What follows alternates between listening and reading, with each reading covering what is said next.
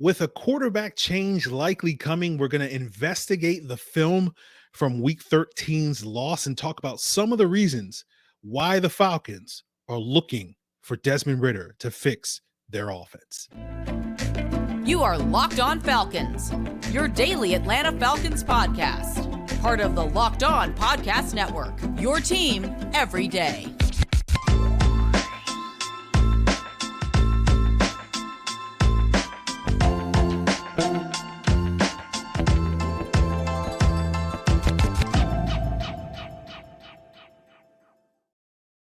So guys, you know me, I'm Aaron Freeman, aka Sirius Black, aka Mr. Drew, and aka the most humble host of this illustrious Locked On Falcons podcast, part of the Locked On Sports Atlanta podcast family, your team every day.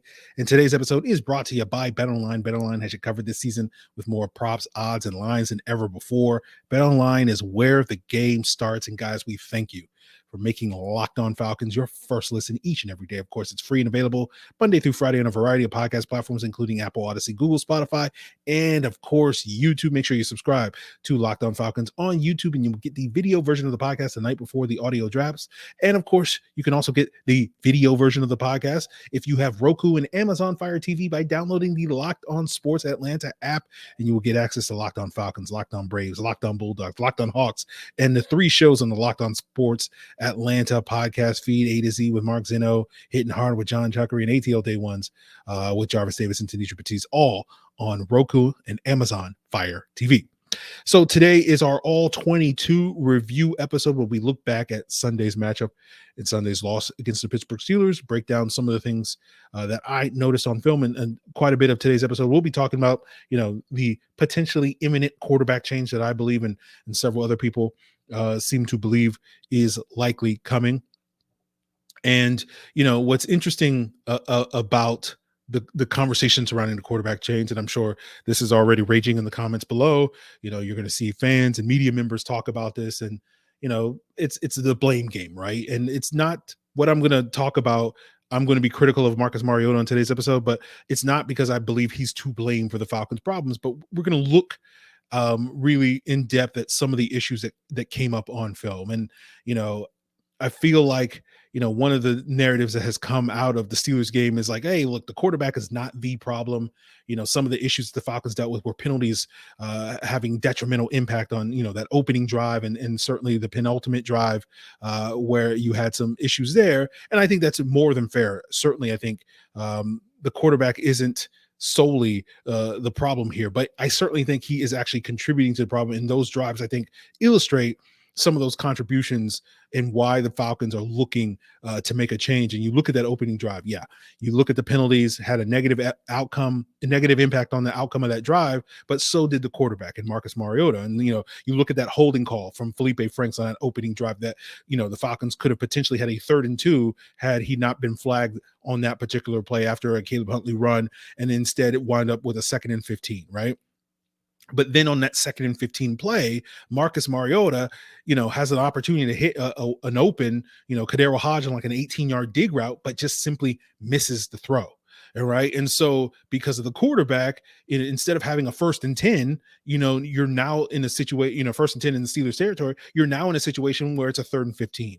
And then, you add on Jake Matthews' false start, that pushes you back to a 3rd and 20. And ultimately the Falcons, wind up punting on that situation. And so it's not to sit here and give the penalties a pass and say, they weren't contributing, they weren't negative contributors to some of these drives. But when you look at the thing overall this season, the Falcons are one of the least, if not the least, but one of the least penalized teams in the NFL this year.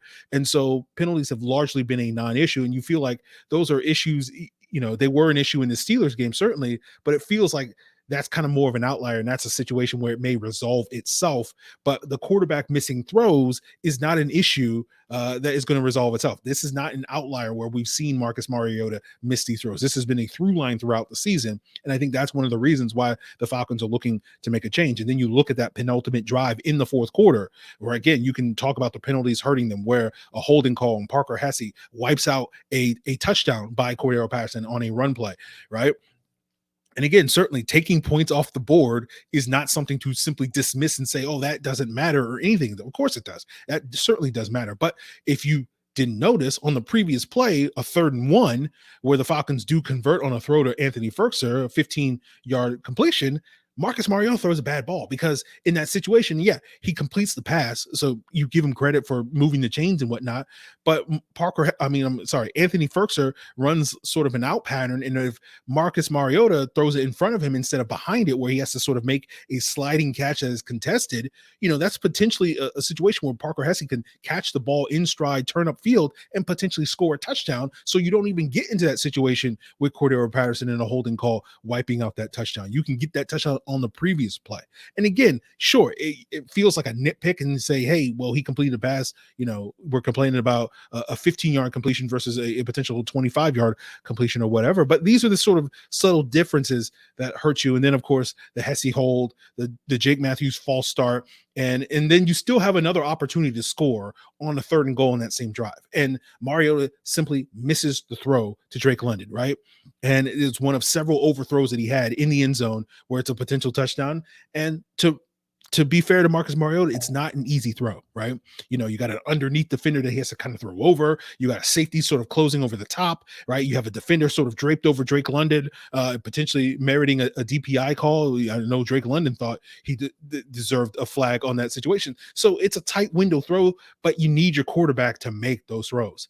And again, not blaming the loss on Marcus Mariota, as I said on Sunday in the rapid reaction, the loss, if you're going to point the blame, the loss is on the fact that the Falcons simply got outplayed by the Steelers, right? If you're going to blame it on one thing, it's not one player, not one coach, not anything. It's a team loss, all that and more. But the other thing I said on Sunday's rapid reaction episode was the quarterback might not be the problem, like the number one issue. And it's not a situation where simply, hey, we change the quarterback and all of our problems go away. Right. But as I said on Sunday, you got to be part of the solution. And it's very clear that Marcus Mariota is not part of the solution. And it's time to see if this young guy in Desmond Ridder is that solution.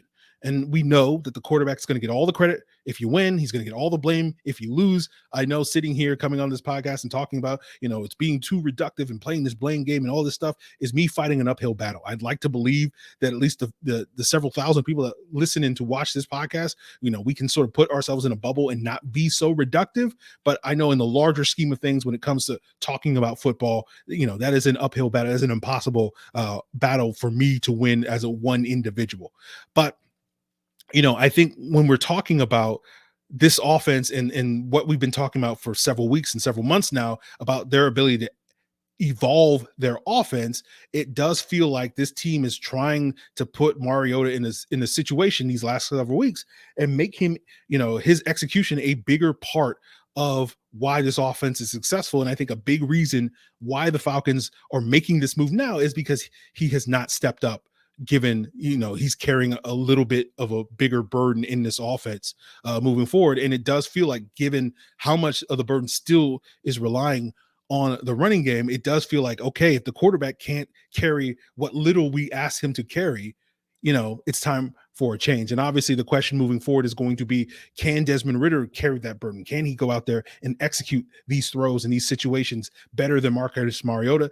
I am, of course, optimistic, have expressed that optimism time and time again on this podcast for the last several months, based off of what I saw from Desmond Ridder in college, based off what I saw from him in the preseason. But time will tell if he does live up to those expectations. So we'll have to sort of see if Desmond Ridder can be the guy to do the thing that we want him to do and what Marcus Mariota has seemingly failed to do. We'll talk a little bit more about, that final play that kind of felt like the final straw where Marcus Mariota throws the interception. And that contributes to a conversation that we've been having, going way back to the summer, of one of the reasons why it made sense to start Marcus Mariota, because you wanted to sort of evaluate your young weapons. And it feels like him and Drake London, that play, that interception, exemplifies them not being on the same page. And that's another reason why the Falcons are potentially making this change. And we'll get into that as we continue today's episode, guys. But before we get there, I want to tell you about our sponsor, Terrell. Of course, the holiday season is coming up, and course, you guys will be traveling. And why not check out the world's largest car sharing marketplace? That's Turo. You can book any car you want, wherever you want, from a community of local hosts. You can browse a huge selection of vehicles for just about any occasion, just about any budget across the US, UK, Canada, and now in Australia. Book that spacious SUV for that family road trip. Get a luxury car for that upcoming holiday. Find an affordable economy car if you just want to get from A to B on a budget, or you can test drive an electric vehicle to see how it fits your everyday lifestyle. Many Turo hosts can deliver the car directly to you. Every trip is backed by liability insurance. Terms, conditions, and exclusions do apply. So ditch the boring rental cars and find your drive at Turo.com. That's Turo.com. And guys, I want to thank you for making Locked On Falcons your first listen, and always recommend for your second listen, check out the Locked On Sports Today podcast. Go beyond the scoreboard and behind the scenes with the local experts that only Locked On can provide by subscribing to Locked On Sports Today, available on YouTube or wherever you get your podcasts. So today's conversation, we're essentially doing an autopsy, right?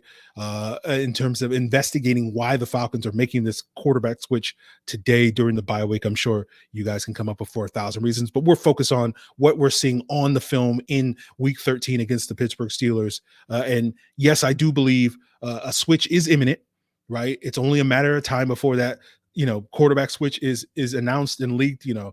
Talked to someone who covers the team that basically said they're 98% confident that that decision has already been made to make the switch to Desmond Ridder. It's only a matter of time before, it's officially announced or leaked, and I tend to share those sentiments. So I'm going to make the assumption on today's episode and continue to make the assumption for the next couple of days that Desmond Ridder will be starting for the Falcons in week 15. And basically until it is announced that that won't happen, that is going to be the assumption that I'm going to operate on moving forward. And I think the rest of us should operate on moving forward. So we're conducting an investigation to try to understand and why this switch is happening now as opposed to later or earlier or whatever the case may be. So let's talk about that final pass that was picked off by Minkah Fitzpatrick in this game that sealed the loss for the Falcons and the win for the Pittsburgh Steelers. And on that particular play, the Falcons are at their 2-yard line thanks to a great punt by Presley Harvin. With like less than a minute left to go, the Steelers come out in cover 2, to sort of protect against the deep ball. Drake London's lined up in the slot. He runs a skinny post down the seam. Mariota gets pressure in his face because of Cam Hayward bull rushing Drew Dahlman. He winds up, preventing Mariota from following through with his arm, and that's probably contributing to why the throw was off target and ultimately intercepted. So certainly that's a factor. The pressure there was a factor in why that play resulted in the way it did. Maybe it's a completion without that pressure. Who knows? You would like to believe so, but who knows at this point in time? And you can certainly look at Drake London's route where he gets a little bit too vertical rather than sort of running that skinny post where he's supposed to break back closer to the middle where that safety is. And potentially if he does do that, he could potentially break up that throw. Like he doesn't prevent, Minkah Fitzpatrick's going to break on that throw regardless, but maybe Drake London's in a better position to prevent that from being an interception as opposed, and it winds up being an incompletion. It's probably not going to be a catch, but maybe that's the case. And so I think it's fair that you can maybe say Drake London could have run a better route in that situation. You can also fairly criticize Marcus Mariota and saying maybe he was a bit too greedy in that situation. It's a difficult throw, especially with the pressure in his face. There's a much easier play on the field in that situation. A check down right in front of him. Tyler Algier is going to get you at least 5 yards, if not 10 yards, potentially get you away from the goal line, allow you to live to play another down and keep what it could be potentially the game-winning drive alive. But you can also say with 0 timeouts, maybe that's not as beneficial as it would seem to be in another situation, because maybe you're bleeding 15 to 20 seconds off the clock with only 42 seconds, left in the game, and 10 yards isn't really doing a whole lot in that situation. So being more aggressive in that situation, throwing the ball to Drake London, who is technically open due to, potentially finding that soft spot in the zone, makes a lot more sense. So I say all that to give you the context because, this is why film study is somewhat subjective, right?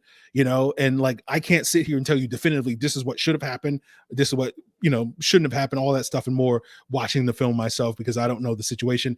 Arthur Smith's opinion is the only opinion that really matters. He knows what he thinks Marcus Mariota should have done. And my guess is, at least based off of sort of his post-game presser demeanor, he probably would have preferred Marcus making a more conservative decision in that situation and taking the check down. But again, who knows at this point in time. But the reason why we're bringing up this play is not to sit here and say, this is why this bad decision or whatever, this bad throw or, all that stuff is why Marcus Mariota is getting benched. But I think this play perfectly exemplifies one of the issues that we wanted to see, happen this year, which is that Marcus Mariota has not developed a strong rapport with some of his receivers. And I think, we've been, watching all year long. I don't have to sit here and explain to you guys that the rapport between Marcus Mariota and Kyle Pitts has been virtually non-existent. This year, you've seen it plain as day with all the missed throws towards Kyle Pitts when he was healthy and playing throughout the season. And it does feel like that has been an issue as of late with Drake London. I am not a body language, detective or anything like that, or expert or anything. I don't claim to be, so you can take all this with a grain of salt. But again, we're investigating why the Falcons are making this change. And so I'm presenting my case, to the grand jury, you, the audience. And, you can tell me if you, and sound off in the comments, if you choose to indict in this situation. But, based off of watching the film these last couple of weeks and on this play, I think exemplifies that, Drake London's body language has been a little bit off the last couple of months. It feels like he's over the Marcus Mariota coaster, right? He's basically, get me off this ride. We've seen several times over the last couple of weeks, especially the Bears game. There was a couple of times where they just aren't on the same page, right? And when you watch Drake London in college at USC, and certainly I think earlier this season, you saw him playing with a lot of fire and passion. That's something that you never question about Drake London, that he plays with an edge, he plays with a fire, he plays with a passion, and it just doesn't feel like he's playing with that same fire and passion, and it's gotten less and less as the season has worn on. And it does feel like he's just, as I said, he's kind of over the Mariota experience, the Mariota coaster. And it goes back to one of the arguments I made back in August, right? And why it made sense for the Falcons to start Marcus Mariota in the first place. The main argument I made back then was, we had some wolves coming, so to speak. The analogy was with some of these NFL defenses and pass rush going up against a questionable offensive line. You didn't want to throw Desmond Ridder. You didn't want to ruin him by throwing him out to the wolves too early and do what some teams, David Carr is probably the best example, the former Texans quarterback, as a quarterback that got thrown to the wolves too early and it kind of broke him. You didn't want to have that situation. Obviously, the offensive line performance has been better than expected this year, although it's still been very, very up and down. We'll talk a little bit about whether or not it was as good as some of the metrics suggested it was in the Steelers game a little bit later in the episode. But the other factor was you wanted to play Mariota because you wanted to see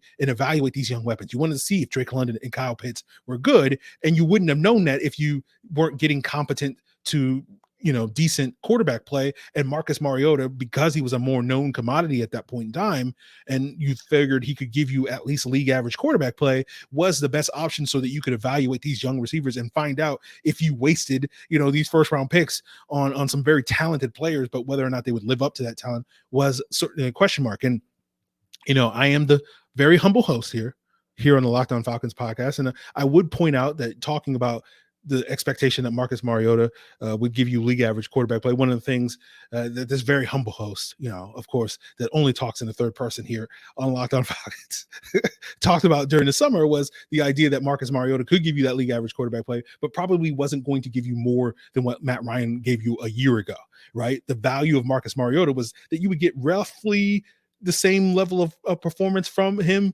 but for a lot cheaper. That was the reason why it made sense to go with Marcus Mariota and whatnot. And, it's interesting when you look at, metrics like adjusted net yards per attempt, which is my preferred metric to sort of measure overall quarterback effectiveness and efficiency. Matt Ryan's Anya adjusted net yards per attempt last year was 5.92.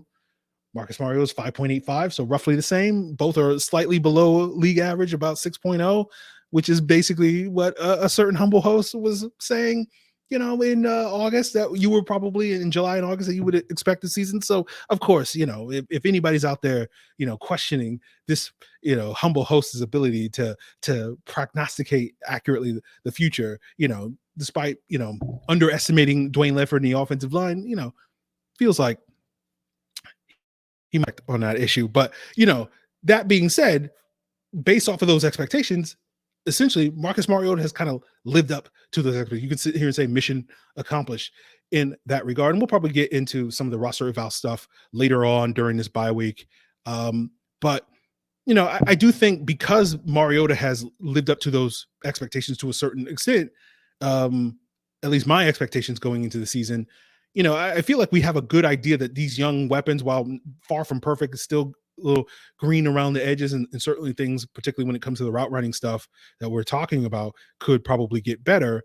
I do feel like, they have the potential. Pitts in London, of course, and to a lesser extent, Olamide Zaccheaus can certainly be a core part of a very effective passing attack. We're not going to necessarily be, I don't think anybody's going to expect any one of these guys to be Stephon Diggs or anything anytime soon in the Bills or the Chiefs or anything like that. But, certainly a passing attack that, could be more than what it currently is. And so, it does feel like, again, even though Mariota has technically lived up to those relatively low expectations that I had going into the season, it doesn't feel like this rapport with his young weapons has really progressed in the way that you want it to progress. Going back to the conversation about, this offense needing to evolve and all these various things. And that's part of that progression. And was you think with more time, with more reps, your quarterback and receiver are going to get more on the same page. And it feels like the opposite has happened this year. And again, I don't think that's all on Marcus Mariota to sort of carry that burden, but I do think he carries a substantial part of that burden. And you're kind of hoping maybe with a quarterback change, that rapport will develop with time, right? And certainly, I don't know if that's going to immediately manifest in Desmond Ritter's first start. You're going to see Drake London and him, and Drake London get his first 100-yard game of the season. Although certainly if he does do that, certainly nobody, at least here on this very humble podcast, is going to complain about that. But, I'm very curious. One of the things that you guys out there that may feel like you are body language experts, what have you seen watching the games on Sunday? And that's maybe something that you can pay a little bit more attention to over these final 4 weeks. Do we see, Drake London being more like the Drake London that we've, come to know and love as this really passionate, fiery, physical, that guy playing with an edge over these next 4 weeks? Now that Marcus Mariota is out of lineup and Desmond Ridder, potentially you can grow this thing. So that's going to be something to keep an eye on for these next 4 weeks. Obviously, that's going to be something potentially to keep an eye on heading into next season, should Desmond Ridder or somebody else be the Falcons starting quarterback, which it doesn't seem like Marcus Mariota is going to be that option, but we'll sort of have to see how that all plays out, guys. But that's where we're going to leave sort of our investigation in terms of the quarterback change. We'll wrap up the rest of today's episode talking about some other observations I had watching the film, including whether or not the pass protection was quite as good as PFF said it was, and some of the areas where the Falcons can make adjustments on defense. And we'll talk a little bit about some of the young players like Darren Hall and DeAngelo Malone and what I saw from those guys on film as we continue today's episode. But before we get there, guys, I do want to tell you about the number one source for sports betting info. That's, of course, BetOnline. BetOnline is your number one source for the info, the stats, the news, the analysis. And since I know you love sports podcasts, you can also find those as well at BetOnline. Of course, with the Falcons having a bye week, there is no line for their upcoming game against the Saints. But if you want to get in on that Thursday night action, I'll let you know that, the Raiders are 6-point road favorites against the Rams. And, potentially Baker Mayfield moving forward as the Rams starting quarterback. But if you're not interested in the NFL, of course, BetOnline still has you covered for basically giving you the trends and odds for every pro and amateur league out there across the globe. Whether you want to bet on the upcoming college football bowl season, World Cup, the NBA, esports, BetOnline has it all. So head to the website at betonline.net. Use your mobile device to learn more. BetOnline, where the game starts.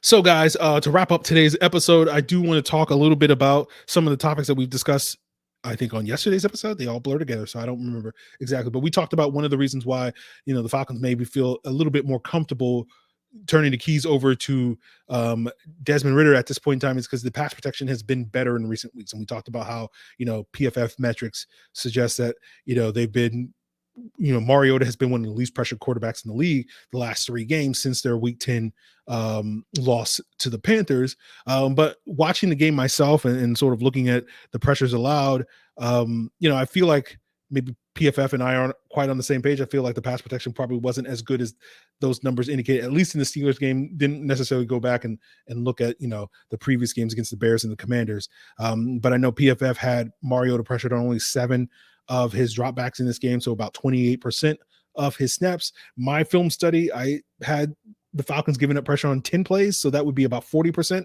And this is not the first time that PFF and I have not quite seen eye to eye on what is and is not a pressure. So I bring it up just because, maybe the pass protection isn't quite as good as PFF numbers say it is.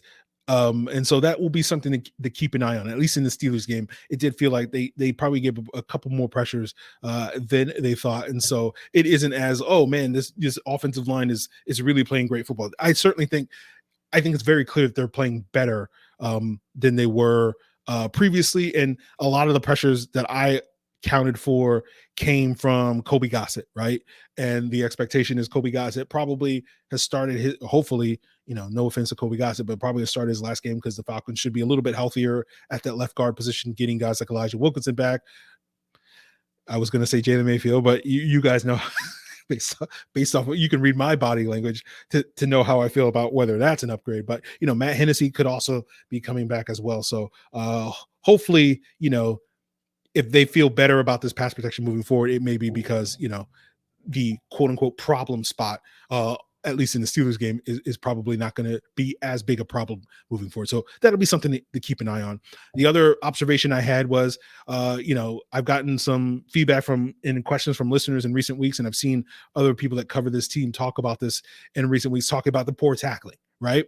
And I kind of was dismissive of it. It's like, I don't think it's been that big an issue, but I do think watching the film against the Steelers, it certainly was an issue in this game. So, for maybe some of you guys, you're like, well, it's the same as it looked the last couple of weeks when we've been complaining about it. And like, for me, I'm like, this felt different than the previous weeks. And so now it feels like more than fair criticism to complain about the tackling. A couple of weeks ago, after the Bears game, we talked about the team's usage of stunts in that game. And it did feel like we talked about then that they didn't use a ton of those in that particular game. And one of the things that we haven't seen regularly in the Dean Pease defense. And again, this is Exhibit Q and why, the Falcons people in the building listen to this podcast, because it did feel like they dialed up a few more stunts in this game. Although, again, that could have been specific to the Steelers situation.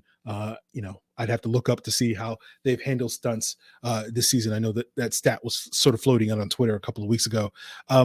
But, they didn't use a huge amount of stunts, but it did feel like a couple of times it was effective. Both of the hurries I attributed to DeAngelo Malone charting this game came off of stunts. He also did have a hit on Kenny Pickett in this game when Pickett got outside the pocket and sort of he can, chase him down and whatnot. On those particular stunts where Malone did get credit, I do feel like he probably could have gotten hits and sacks on those plays if he had taken slightly a better angle when he was looping inside on those particular plays. So that's something that I think he can get better at, and that can help the Falcons defense moving forward. I remember when I was evaluating Arnold Ebiketie coming out of Penn State, I noted that he wasn't particularly adept at stunts when Penn State would use them in college. I don't recall whether my take on Malone in his film was that he was good at stunts. I would assume it was, just because of his speed would make him very effective. So that's another area where I do feel like, he can improve and the team can improve as well. But certainly, it's not as simple as, hey, dial up more stunts and everything, again, all your problems go away, but certainly more wouldn't hurt this team moving forward. And the last thing I want to talk about is the play of Darren Hall. And, during that 3-game stretch, we're not really counting the Cincinnati game because I don't think it's fair to count him against, Jamar Chase and those guys. remove that from the data set. But you look at the 3 games that Darren Hall was the starter and kind of the de facto CB1 when AJ Terrell was out after that Cincinnati's game, the 2 Carolina games and the Chargers game. And I thought he played reasonably well in across that 3-game stretch. But part of me wondered, was it because he was playing again across from, questionable players like Cornell Armstrong and Rashad Fenton? And then when you compare that 3-game stint to the 3-game stint since AJ Terrell has come back, these last 3 games against the Bears, Commanders, Steelers, it does feel like, the quality of talent across from him is affecting his play, because I don't think his play, particularly in the Steelers game, I attributed him giving up 2 touchdowns in the Commanders game as well. You've seen the numbers drop off, right? Whether you look at success rate, whether you look at completion percentage, yards per attempt, quarterback rating, or PFF grades, however you want to measure coverage in all 3 cases, several cases, the 3 games without AJ Terrell and the 3 games with AJ Terrell, it's a dramatic difference for Darren Hall. And, we talked about this a lot last year with Fabian Moreau. And again, this is going to be a challenge for whoever lines up against AJ Terrell, across from AJ Terrell. And one of the reasons why we thought Casey Hayward was going to be such an improvement to this defense. And it did look like Casey Hayward was sort of starting to live up to those expectations before his injury back in week 6. But this is going to be a challenge for whoever lines up. And, this has been something I've written about over at the Falcoholic this year. And sort of Hall has this golden opportunity, right? To be able to sort of, kind of take Casey Hayward's job away from him. And, what's interesting is, it doesn't sound like Casey Hayward's going to come back this year and is out for the season. But the Falcons, if they wanted to, could move on from Casey Hayward this offseason pretty easily by releasing him. And we're, of course, approaching mock draft season. And so I think we're going to start seeing a lot more, mock drafts projecting the Falcons to take a cornerback in the first round. And so, Darren Hall has an opportunity to sort of, shut that down if he plays better over these next 4 games. And, I bring this up in part due to, I thought Arthur Smith said something interesting in his Monday press conference. He was being asked about, what Ritter and the quarterback has shown and should show in practice, to indicate that he's ready for the job or something along those lines.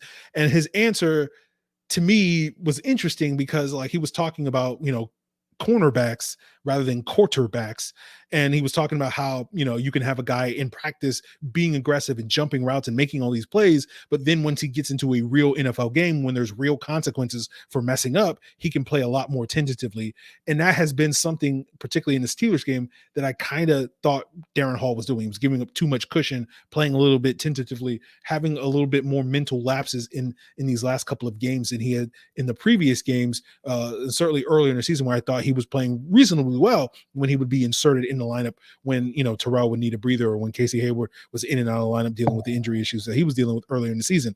And so part of me kind of wonders is Arthur Smith sort of suddenly, not necessarily taking a shot at Darren Hall, but sort of that's kind of who he's talking about, because I do feel like there's some overlap there with what Arthur Smith was talking about and what kind of Darren Hall has been. So that's something that stood out to me watching the film. And so we'll see if Darren Hall can step up during the bye week and sort of, shut down all these mock drafts that have the Falcons going after some of these top corners in college football and whatnot. So that's it, guys. That's we're done with the All 22 review. Tomorrow's episode will be joined by a guest and Josh Kindo. No crossover Thursday, of course, because there's no game coming up. So we'll do a crossover with the Athletics. Josh Kindo, get his thoughts on the quarterback situation, if that change is imminent, as well as some of the other issues that the Falcons will have to deal with and address during their bye week that are unrelated to the quarterback position. We'll get into all of that on tomorrow's episode. If you guys, have any feedback that you want to provide on today's episode, or